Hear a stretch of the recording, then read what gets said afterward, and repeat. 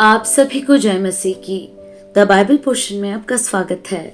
हमारा आज का वचन है पहला राजाओं की पुस्तक 11वां अध्याय वचन 14 से 25। तब यहोवा ने एदोमी हदद को, जो एदोमी राजवंश का था, सुलेमान का शत्रु बना दिया, क्योंकि जब दाऊद एदोम में था और योआब सेनापति मारे हुओं को मिट्टी देने गया, योआब तो समस्त इस्राएल समेत वहां 6 महीने रहा, जब तक कि उसने एदोम के सब पुरुषों का नाश न कर दिया। तब हदद, जो छोटा लड़का था, अपने पिता के कई एक एदोमी सेवकों के संग मिस्र को जाने के उद्देश्य से भागा, और वे मिद्यान से होकर परान को आए, और परान से कई पुरुषों को संग लेकर मिस्र में फिरौन राजा के पास गए, और फिरौन ने उसको घर दिया और उसके भोजन व्यवस्था की आज्ञा दी और कुछ भूमि भी दी।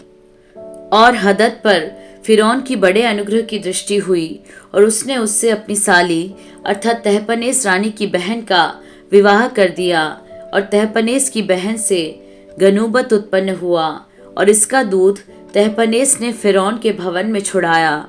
तब गनूबत फिरौन के भवन में उसी के पुत्रों के साथ रहता था। जब हदद ने मिस्र में रहते यह सुना कि दाऊद अपने पुरखाओं के संग सो गया और योआब सेनापति भी मर गया है, तब उसने फिरौन से कहा, मुझे आज्ञा दे कि मैं अपने देश को जाऊं। फिरौन ने उससे कहा, क्यों, मेरे यहाँ तुझे क्या घटी हुई कि तू अपने देश को चला जाना चाहता है? उसने उत्तर दिया, कुछ नहीं हुई, तो भी मुझे अवश्य जाने दे। फिर परमेश्वर ने उसका एक और शत्रु कर दिया, अर्थात एलियादा के पुत्र रजोन को। वह तो अपने स्वामी सोबा के राजा हददेजेर के पास से भागा था, और जब दाऊद ने सोबा के जनों को घात किया, तब रजोन अपने पास कई पुरुषों को इकट्ठा करके एक दल का प्रधान हो गया, और वह दमिश्क को जाकर वहीं रहने और राज्य करने लगा। उस हानि के साथ साथ जो हदद ने की, रजोन भी सुलेमान के जीवन भर इस्राएल का शत्रु बना रहा, और वह इस्राएल से घृणा रखता हुआ अराम पर राज्य करता था।